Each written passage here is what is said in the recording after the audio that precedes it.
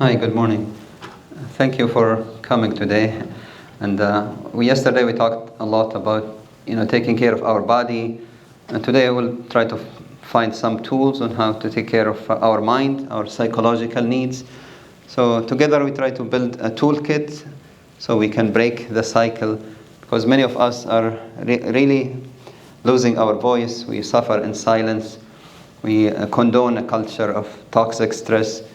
And usually we have that kind of stigma that, if we talk about our feelings, it's a sign of weakness. We shame one another. And we need to break from that when we look at our own needs with compassion. So we can do that by bearing witness to the stories not only of our clients, but also bearing witness to the stories of our co-workers. And everything in the slides is in the book, so hopefully you had the chance to get a copy of the book today. But really I wanted to focus on things that are practical, that we can take home, which is reaching out to our co-workers, but allowing also people to reach in to us when we are shutting down, when people notice subtle changes in our behavior or our moral values or the way that we provide care. We be open to feedback, and we also give feedback to others in a respectful way. So yes, we serve with our heart and with our soul, and that can be a wonderful quality, but also it can lead to burnout, compassion fatigue, and vicarious trauma, definitions that we covered yesterday. So when you lose your soul because you are completely burned out, your job becomes just a paycheck. You don't care about the work that you do, the quality of the work. You just want to see patients and go home. Maybe you don't even have energy to see your loved ones, which is another thing that we are talking about today in chapter 2, which is the impact of caregiving on our loved ones. And something very, very near and dear to my heart is breaking the family cycle. That's why I created Untangled, which is a model of care to break the cycle that we are tangled in. And also, this is why I wrote The Wounded Healer, because really most of the dysfunction that we see with clients is happening in our own homes. If you don't take care of yourself, you might lose your moral values, and you start to practice medicine or nursing or caregiving in ways that don't really agree with your high moral values. You might lash out on people. You might shut down in front of people. Maybe you burden your loved ones with either them walking on eggshells around you because they don't know what to expect today, or maybe they want you to talk and you are very silent, and in a way you're trying to protect them. You don't want to be a burden, and they're telling you your silence is the burden. Talk to us, because we can work this together as a family or as a team or as a community of care, which is we are trying to build here, the Adventist. There is a code of silence that we have learned in medical and nursing schools and all the branches of caregiving, that you don't talk about your feelings. It is shameful to talk. That there is nobody to trust. If you talk to your co-workers or your supervisors, maybe you can be invited to HR, and you might lose your license, and somebody will report you to the board and so on. And then we didn't really learn at a young age that emotions are okay. We're very scared of showing any emotions. We were told that you are invisible, your emotions don't count. So this is what we grew up believing, and this is something that we need to unbelieve and unlearn and start to learn more healthy and coping skills. We do that through building a culture of care. And yesterday we talked about that we practice deep kindness. So when I check on you, I say, how's your day going? I wait for an answer. I don't just walk away, because I have busy caseload and I'm talking to in the electronic chart and so on. I really wait for your answer. It might take an extra minute, but it can actually change somebody's day or literally save their lives. Our inner voice is screaming because our stories are asking or begging to be heard. So sometimes your soul is restless. And that's not a mental illness. This is a moral injury that we sustain. And we really need to take care of our soul in order to heal. Yesterday I talked about, many of us, we go on vacation and we come back to work and we ask for another vacation because we are extremely exhausted and we did not really benefit from our time off because we are taking care only of our biological needs. Remember, you have psychological needs, you have social needs, you have spiritual needs. So taking care of your body is great, but remember you need to take care of your mind, your heart, and your soul. How do we take care of our mind? By engaging in positive rather than self-loathing, thoughts and behaviors. So don't see yourself as a failure if one of your patients die or the outcome was not the best outcome that could have happened that day. Remember, maybe you saved another 1,000 lives and you lost only one. That's always a success, not a failure. And you don't have to practice hours and hours of self-care. As long as this is a daily, consistent behavior and practice, you can do it through very small amounts of pausing, reflecting, rediscovering that why you are doing the work that you are doing. And yesterday we talked about, if you have a toothache, which is a sign most likely of infection, you can ignore that. You can use denial as your, coping mechanism or your defense mechanism, but that will not take away the infection. If your house is on a fire and you don't like the smoke detector because it's very loud and noisy, you can take the batteries out, but you will die in a fire. So the consequences of not listening to our deep voice, inner voice, our soul, can be disastrous. Some of us, we actually die literally by suicide.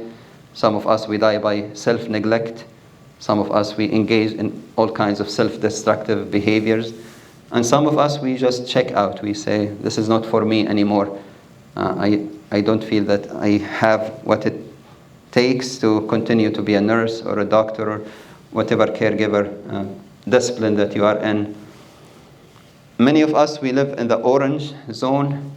If you go to a traffic light and you're just playing with the orange, color, you might get into accidents. If you are always in the red, you're gonna most likely not function. And I want you to just make sure that you know your balance. So self-care is a continuum. Even burnout is a continuum. So where are you on that continuum, the spectrum? Are you completely burned out? Are you surviving barely? Or are you thriving? All of us, we deserve to be thriving. So hopefully the system and our co-workers and our family and mainly ourselves can help us thrive and reach our full potential. That means we need to practice boundaries. To protect your mental health, you have to assert your boundaries. When your soul is at peace, you can discover peace in other souls. If you are restless, everybody around you will be restless too. And part of listening to the stories of others, that you honor them, you bear witness, but you don't own them. So don't take your patients home with you, and don't take the problems from home to the hospital either. So there is an art of separating your professional life from your personal life. And, very easy art to master. You can just park in front of the door and pause for a few minutes and get rid of all the garbage that you collected from the hospital so you can be authentically ready to meet your loved ones. And you are the healing tool. The intervention that you do is really maybe 10% of the healing. Most of our healing happens because of the interpersonal relationship. So being authentic, curious, flexible, and humble is something that I invite you to do. Make sure that you manage your stress, that there are hormones that are wonderful on the short term, adrenaline and cortisol. They can help you with the fight and flight, but on the long term, they are not really as helpful. They can be extremely harmful. They can damage your immune system. Okay, if somebody comes to you and you don't understand their experience, you can just use words like, walk me through it. Can you teach me? Have a student attitude, have a humble attitude.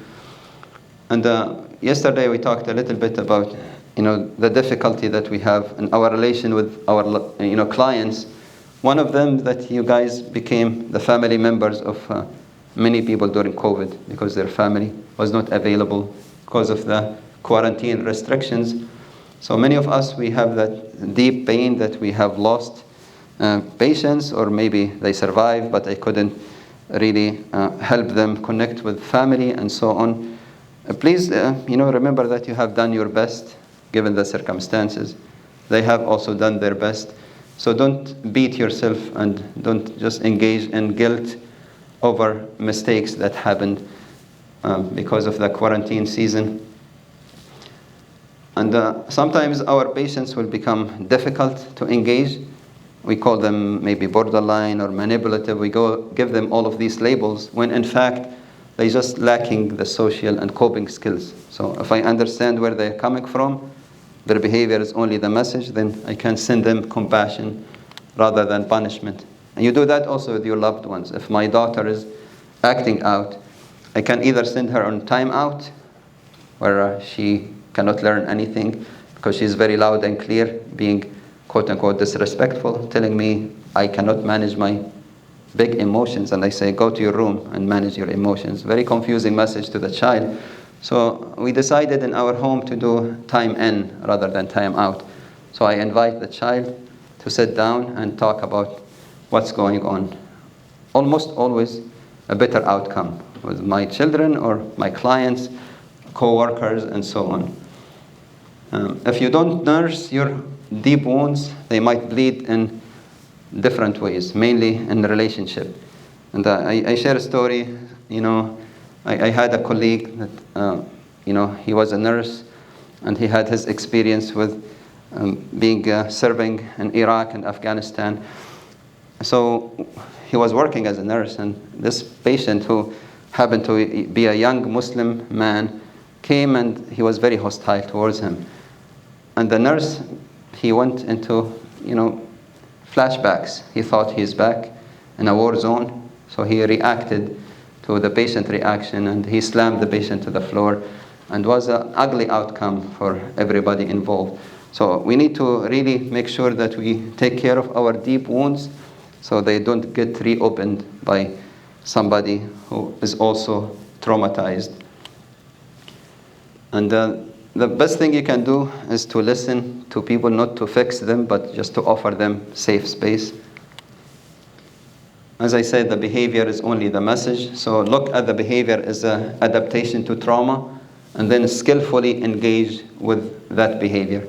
If somebody is sexually or physically acting out, then I can understand maybe this is how they manage their trauma. Maybe this is how they adapt to a childhood experience. How can I skillfully engage with that without punishing them or getting hurt? If they're lashing out, I try to calm them down. If they're shutting down, I try to activate them using different activities.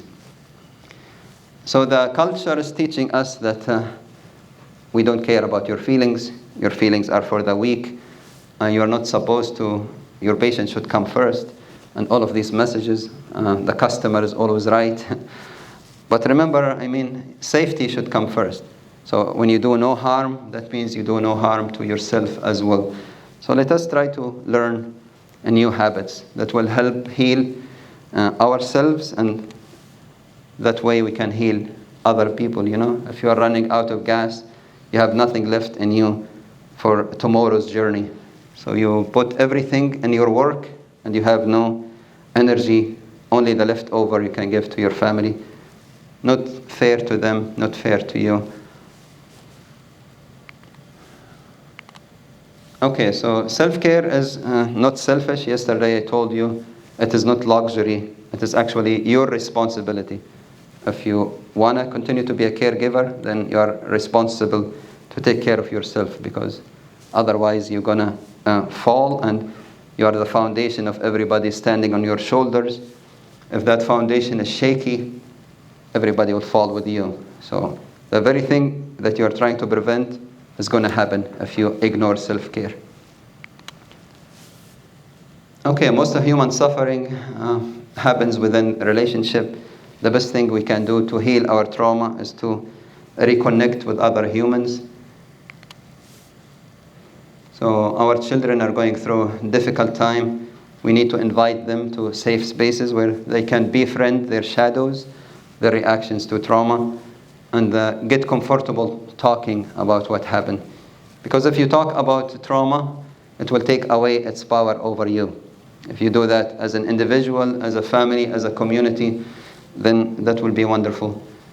So today, please, look at your body, but also look at your psyche, your heart and your soul, and say, am I taking good care of myself? Can I do something different? If it's something that's safe and healthy, do more of. If it's something unsafe or unhealthy, try to change that. Put your values into action. What are your values? Why are you not putting your values into action today? What are the barriers? How can we break these barriers and change the status quo? Because the status quo is not working. Everybody, I think, agrees with that, yeah? It's an extremely dysfunctional system that we need to hopefully either rehabilitate or dismantle. We're going to talk about system trauma tomorrow. But some systems, they have some hope and they can be rehabilitated. Other systems are quite toxic and they just need to be dismantled, replaced with something completely different. There is something called resilience. Resilience is not only the ability to bounce back after trauma, but also you are transformed because what happened to you. So my trauma story made me understand few things about myself. Discover that I have inner coping skills, made me a better father, better husband, better physician, and so on. And maybe if you imagine if you have a big container of boiling water and you just throw some noodles in the water, what will happen? They will soften, yeah? So this is the way that the noodles will deal with their trauma. They cope through softening, but that's not a judgment. This is the way some people cope with their trauma, and that's okay. If you put eggs in the water, they will harden. So this is the way eggs deal with hot water. And they are transformed, and they don't place any judgment on their way they coped. And if I put some coffee beans, they will actually change the environment. They change the color and the smell of their environment. Again, not placing a judgment on the way that they cope with their trauma. So people will cope with their trauma in different ways on a spectrum. Don't judge them. Meet them where they are. Don't be neglectful, but don't be intrusive. And please, when it comes to your co-workers especially, don't be neglectful. Some of us, we see our co-workers really struggling. And I might reach out to them once in a superficial way, how's your day? And most likely they're going to say, my day is fine. So if I continue to really be genuinely concerned about them, they say, all of us, we go through difficulties, and they can share some of my difficulties. I might open a safe space for them to feel safe to talk. But the minute people start to build walls between them and ourselves is the time that we check on them, because maybe this is a sign that they are ready to give up. And we have lost enough caregivers to suicide. That's something I want, hopefully, to break that cycle. So acknowledging our trauma and knowing our ACE score. Yesterday we talked about the adverse childhood experiences score. Many of us, we were traumatized as children. Make sure that you know the trauma that happened to you, not to ruminate about the number of the traumatic experiences, but just to honor your story, and also to understand maybe your trauma will get re-triggered in the future by listening to trauma of your clients. So today, just a takeaway point, because this is the second day we are talking about the impact of trauma on our loved ones. You can do a few things to heal the relationship. And most of us are wonderful parents. We don't know it. We think we are miserable parents. We think we do awful job, even though we have tried our best given our circumstances. So don't beat yourself. I'm sure all of us, we make mistakes, as long as we learn from our mistakes. So if there are any dysfunctions in your house, don't despair. There is hope, but you can do that starting today. So if you reach out to your family today after you go home, just if you are not used to sitting with them in the same space, just sit with them. You don't have to talk. Just that feeling of being awkward around one another, walking on eggshells around your loved ones, is abnormal. It should not be accepted. There is nothing normal about dysfunction. So this is a status quo in many of our homes. It is toxic. It's toxic, and it needs to change. So you can sit down with them, maybe have small conversations here and there. Eventually, there might be a safe time when you can say, I have done many mistakes, even though I didn't intend to. I admit that I have done things that have hurt you. Maybe I brought my own trauma from working with clients to the house. Maybe I have not confronted my own demons when I was a child. There are things that happened, and I really want to change that today. And I want you to give me another chance. It can be just establishing eye contact, maybe practicing, safe touch, maybe smiling at our loved ones, practicing the art of smile, so they feel safe that they can come to you and open their hearts to you. In my home, we established what we call, open door policy. So I told my 3 daughters that they can come and talk to their father anytime. And my oldest, she came 3 a.m. She said, "Dad, can we talk?" I'm like snoring. I'm like, "Hey, what happened? It's 3 a.m. She's like, "Too bad, you told us this is safe house." I'm like, "Yes, I did." So she told me that she had a nightmare, and somebody was telling her that she doesn't belong in this country. She should go to Canada. And I'm like, "Why Canada?" But we talked about it, and she felt safe, and I'm glad that she came to me, because otherwise she would have asked either Dr. Google or maybe some of people online that might not give her the best advice. So try to open safe spaces in your home too, because your family is worth it, and because you are worth it. So I will stop here and invite any questions or comments.